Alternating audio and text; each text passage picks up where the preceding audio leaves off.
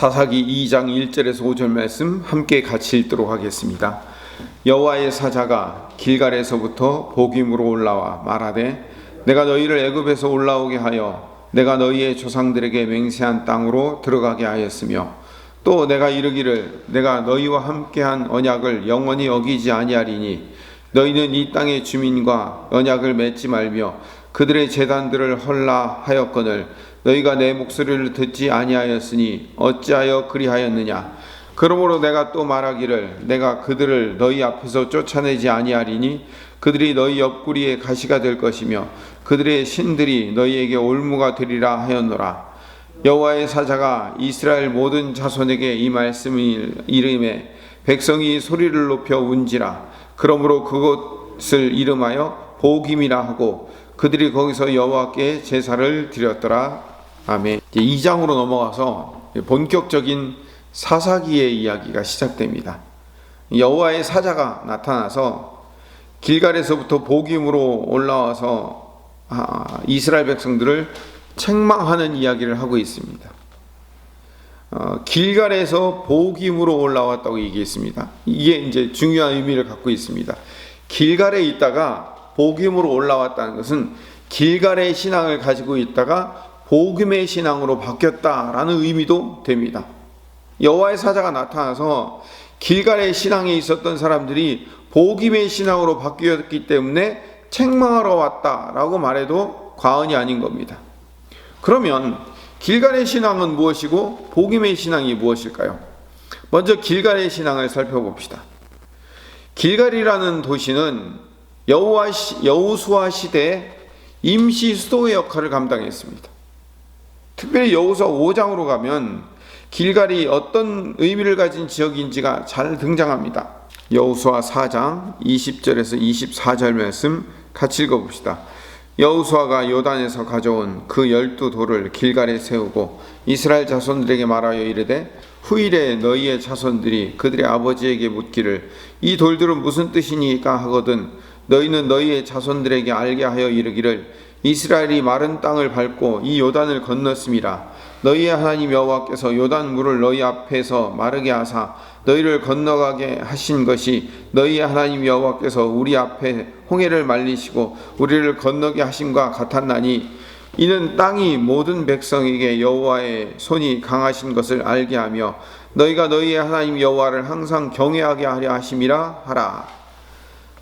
이 여호수아가 요단강 안에 있었던 12돌을 가지고 와서 길갈에 기념비를 세웠어요. 그래서 그 기념비를 세운 이유가 뭐냐면 나중에 후손들이 이 기념비가 뭐냐라고 물으면 이 기념비는 모세가 홍해 시대에 홍해를 갈랐던 것처럼 우리도 여호수아 시대에 요단강을 가르고 이 땅을 건너온 그 기념비다. 하나님이 우리와 함께 하시며 하나님이 역사하셨다라는 그 기념을 하는 그 기념비다라는 것을 가르치는 내용이 길갈이에요. 길갈은 하나님의 일하심을 듣고 보고 경험하여 그 하나님을 고백하는 신앙을 길갈 신앙이라고 부르는 겁니다. 여호수아 5장으로 넘어와서 길갈에서 이스라엘 백성들이 할례를 행합니다. 그리고 그 할례를 행한 다음에 하나님께서 이렇게 말씀하십니다. 5장 8절에서 9절 말씀 읽어봅시다. 여호와께서 여호수아에게 이르시되 내가 오늘 애굽의 수치를 너희에게서 떠나가게 하셨다 하셨으므로 그곳 이름을 오늘까지 길갈이라 하느니라. 자, 이 길갈은 무슨 의미냐면 길갈이라고 부른 것은 굴러가다라는 뜻이에요. 1장 9절 말씀 맨 마지막에 오늘까지 길갈이라 하느니라고 해서 그 길갈이라는 말 앞에 번호가 쓰여져 있어요. 맨 밑에 주석을 한번 찾아봅시다. 굴러간다라는 뜻으로 바꿔 쓸 수 있다고 그랬죠. 길갈이라는 말의 의미 자체가 굴러간다라는 말이에요. 애굽의 수치를 굴려보냈다라고 얘기하는 거예요. 그러니까 내가 오늘 애굽의 수치를 너희에게서 떠나가게 하셨다 하였으므로, 그러니까 떠나가게 하셨다라는 말이 갈랄이에요. 이 갈랄이라는 말과 길갈이라는 말은 같은 어원에서 나온 말이에요. 이 갈랄이라는 말은 자기 자신을 여호와께 굴려버리다, 여호와를 믿고 의지한다, 자기의 삶이나 행동을 여호와 앞에 의탁하고 의지한다, 이런 의미가 되기도 하고요. 질책이나 모욕 같은 비물질적인 것들은 제거하다, 이런 의미도 있어요. 그러니까 길갈이라는 의미에는 여러 가지 의미가 있어요. 그런데 특히 길갈에서 할례를 행한 것은 뭐냐면, 할례를 행했다, 그러면 모욕과 질책 같은 비물질적인 것들을 제거하다라는 말이 길갈이라는 말 안에 있다고 그랬죠. 그러면 할례를 행했다는 것은 뭘 의미하냐면 하나님을 의지하고 신뢰하지 않은 것들은 다 끊어버린다, 이런 의미가 있어요. 길갈에서 할례를 행했다는 것은 이스라엘이 자기 힘으로 살지 않겠다라는 신앙 고백이에요. 그래서 자기 힘으로 의지하며 살고 자기 힘을 이용했던 그 모든 것들을 끊어버리겠다, 그걸 할례, 길갈의 의미가 거기에 또 담겨져 있어요. 그리고 하나님의 힘만 의지하고 살겠다라는 신앙 고백인 거죠. 하나님께서 내 육체의 힘이 되신다라는 고백이기도 해요. 금식과 같은 원리의 의미이죠. 자, 이 길갈에서 그렇게 하나님만 의지하기로 맹세하고 할례를 행하니까, 하나님만 의지하기로 하고 인간이 힘써 살아가려고 했던 자기의 힘으로 의지로 살아가려 했던 것을 끊어버리기로 결심하자 애굽의 수치가 갈날 떠나갔다는 거예요. 노예의 삶이 제거되었다는 거예요. 그리고 여호와를 의지하는 새로운 역사로 변화된 시점, 그 장소가 어디냐면 길갈이에요. 그 길갈의 신앙이라는 것은 여호와 하나님을 만나서 그분을 경험한 신앙이기도 하지만, 그 하나님을 만났기 때문에 이제부터는 내가 그 하나님만 의지하고 나를 의지하고 세상을 의지하지 않고 살겠습니다 라고 할례를 하면서 세상 것과 나의 자신을 의지하던 것들을 끊어버리는 것, 그걸 길갈이라고 그래요. 그 길갈의 신앙이라고 부르는 거죠. 여호수아와 여호수아 시대의 사람들은 어떤 신앙을 갖고 살아야 될까요? 그럼 길갈의 신앙을 갖고 살아야 되는 거예요. 자, 그런데 그리고 여호수아 시대의 사람들은 정말로 그렇게 길갈의 신앙을 가지고 살았어요. 하나님만 의지하기로 작정하여 하나님만 의지하고 살자. 그 애굽의 모든 수치가 떠나가고 가나안 백성들을 정복하고 이기며 승리하는 역사들을 진행하는 구약의 사도행전의 역사를 경험한 거예요. 근데 여호수아와 그리고 그 하나님의 놀라운 역사를 경험하고 알던 장로들이 다 죽은 다음에 새로운 제3세대가 생겼는데, 그게 사사기거든요. 하나님만 섬기기로 약속한 이 이스라엘이 사사시대로 와가지고 그 하나님의 목소리를 청중하지 않는 거예요. 하나님을 주인으로 섬기지 않는 거예요. 하나님만이 우리의 힘이며 능력이며 의지입니다라고 고백하지 않는 거예요. 그래서 이 가나안 백성들을 쫓아내지 못하였더라. 나중에는 쫓아내지 아니하였더라. 나중에는 그 가나안 백성들이 오히려 단지역 사람들을 거꾸로 쫓아낸 그런 일까지 벌어지게 된 거예요. 그게 1장의 이야기예요. 그래서 2장으로 넘어와서 2장 3절에 실패가 왔다는 것을 하나님의 사자가 이야기하고 있어요. 이거는요, 하나님의 저주가 아니라 하나님을 신뢰하지 못한 결과인 거예요. 2장 2절부터 너희는 이 땅의 주민과 언약을 맺지 말며 그들의 제단을 헐라하였거늘 너희가 내 목소리를 듣지 아니하였으니 어찌하여 그리하였느냐. 그러므로 내가 또 말하기를 내가 그들을 너희 앞에서 쫓아내지 아니하리니 그들이 너희 옆구리에 가시가 될 것이며 그들의 신들이 너희에게 올무가 되리라 하였노라. 여호와의 사자가 나타나서 그렇게 얘기하는 거예요. 이게 이제 조금 이따 말씀드리겠지만 이게 복임의 신앙인 거예요.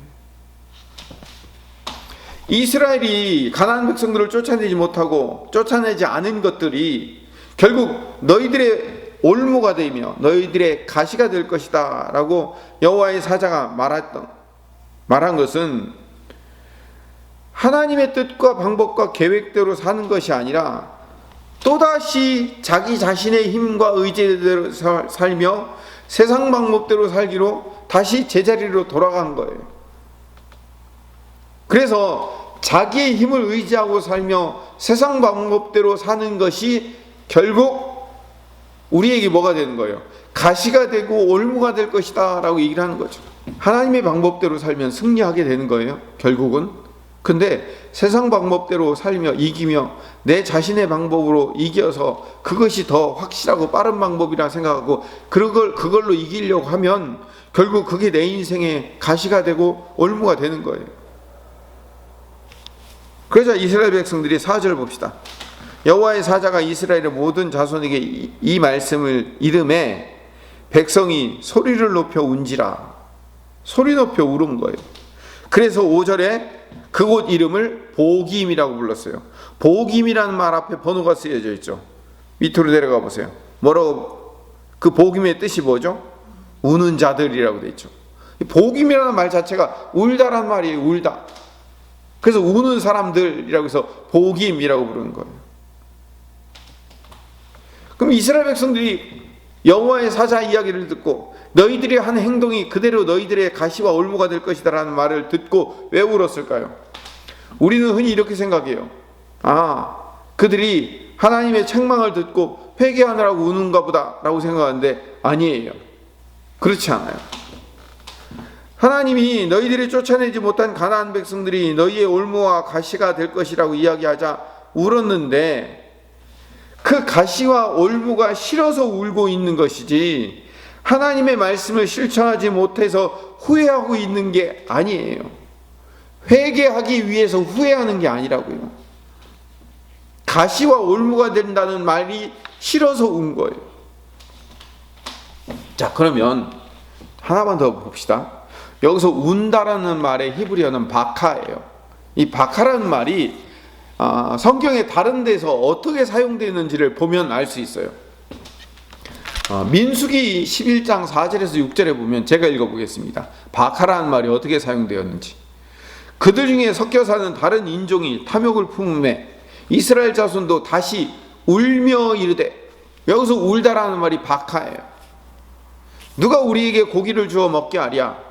우리가 애굽에 있었을 때에는 값없이 생선과 오이와 참외와 부추와 파와 마늘들을 먹은 것이 생각나거늘 이제는 우리의 기력이 다하여 이 만나 외에는 보이는 것이 아무것도 없도다 하니, 이스라엘 백성들이 그 불순종하고 원망했던 그 가장 중심에 있었을 때 이야기예요. 이스라엘 백성 중에 섞여 사는 다른 인종 사람들이 탐욕을 품고 왜 이게 맨날 이 만나 먹고 살아야 되냐고 원망하고 불평하기 시작하니까 이스라엘 자손도 그 원망과 불평이 전염되는 거예요. 그래서 울며 이르되, 여서만을 울다가 바카예요. 바카라는 말은 방금 말씀드렸죠. 회개하고 우는 것이 아니라 자기의 욕망이 채워지지 않아서 울고 있는 모습을 표현할 때 바카라고 부르는 거예요. 하나만 더 살펴봅시다. 사사기 14장 16절에 보면 삼손의 아내가 그의 앞에서 울며 이르되, 당신이 나를 미워할 뿐이요 사랑하지 아니하는도다. 우리 민족에게 수수께끼를 말하고 그 뜻을 내게 알려주지 아니하도다 하는지라. 삼손이 그에게 이르되, 보라, 내가 그것을 나의 부모에게도 알려주지 아니하였거든 어찌 그대에게 알게 하리요 하였으나, 이제 삼손이 결혼했을 때 아내가 울며 불며 삼손 보고 수수께끼의 비밀을 나한테 알려달라고 얘기를 하는 거예요. 그때 울다라는 말도 바카예요. 자기 동족을 살리기 위해서 삼손에게 울며 보채며 매달려서 결국 그 이익이 되는 것을 얻어내는, 그때 바카라는 단어를 사용하는 거예요. 자기 뜻과 방법대로 되지 않을 때 애들이 발버둥치면서 장난감 사달라고 슈퍼마켓 앞에서 떼쓰며 우는 것, 그걸 바카라고 부르는 거예요. 사사기 백성들이 여호와의 사자가 지금 네가 하나님의 뜻대로 하지 않아서 네 불순종이 결국은 가시와 올무가 될 것이다 라고 책망의 말씀을 하니까 자기 방법대로 안 했다고 자기 방법대로 해달라고 떼쓰며 우는 거예요. 왜 우리한테 가시와 올무를 주냐고 떼쓰며 우는 거예요. 어린아이처럼. 거기서 우는 게 바카예요. 그래서 그곳 이름을 보김이라고 부른 거예요. 사사기의 백성, 여호수아 시대에 길갈의 신앙을 갖고 있었던 사람들이 사사시대 보김의 신앙으로 떨어진 거예요. 하나님만 의지하고 신뢰해야 되는데 이들이 하나님 불순종하고 살다가 그 불순종에 대한 책망의 말을 왜 내 방법 내 뜻대로 안 되게 하냐고 우는 거예요. 자기 방법대로 하게 해달라고 떼쓰며 우는 거죠. 이스라엘은 지금 그들의 신앙이 길갈 신앙에서 복임 신앙으로 내려가고 있는 거예요. 하나님을 의지하는 길갈 신앙으로 돌아가야 되는데 복임이라는 엉뚱한 방향으로 빠져버린 거예요. 그게 이스라엘의 실패 원인이에요. 제가 처음에 말씀드렸죠. 사사기 2장이 이제 본격적으로 사사기의 이야기의 시작이 된다고요. 그 시작 부분에서부터 복임 이야기가 등장하는 것은 그들의 그 길갈 신앙이 실패하게 되었다라는 것을 먼저 보여주고 시작하고 있는 거예요. 이스라엘은요, 자기들이 원하는 대로 해주지 않아서 원망 반 슬픔 반으로 울고 있습니다. 그리고 그들은 5절 마지막에 여호와께 제사를 드립니다. 이 제사의 의미도 우리가 알고 있는 제사의 의미와 다릅니다. 하나님 앞에 그럼 이제부터 우리가 잘못했으니 하나님의 말씀에 순종하여 우리가 불순종을 꺾고 불순종을 내어버리고 이제 주님의 뜻과 방법대로 살아가겠습니다라고 다짐하는 차원에서의 제사가 아니에요. 자기들의 방식대로 여전히 살아가게 해달라고 자신들의 뜻을 꺾지 않고 제사를 드림으로 하나님을 바꾸려고 그러는 거예요.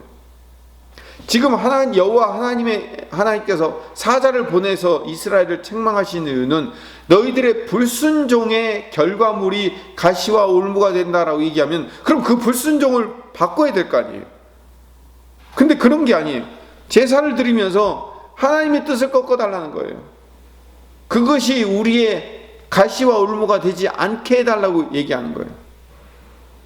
가시와 올무가 되는 원인이 있으면 그 원인을 제거할 생각을 하는 게 아니라 그 가시와 원인을 제거해 달라고 제사만 드리니까 그 사사기 백성들이 문제가 해결되지 않는 거예요. 오늘 말씀 정리합시다. 신앙이라는 것은요, 세상이 추구하는 목적과 목표를 신앙이라는 수단을 동원해서 채우고 바꾸는 것이 아닙니다.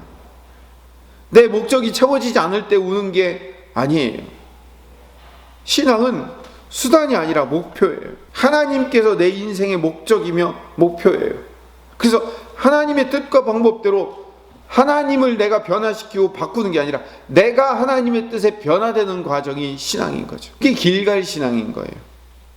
우리가 복임 신앙에서 길갈 신앙으로 도로 바꾸는 그런 신앙인으로 회복되는 하나님의 백성들 되시기를 간절히 소망합니다.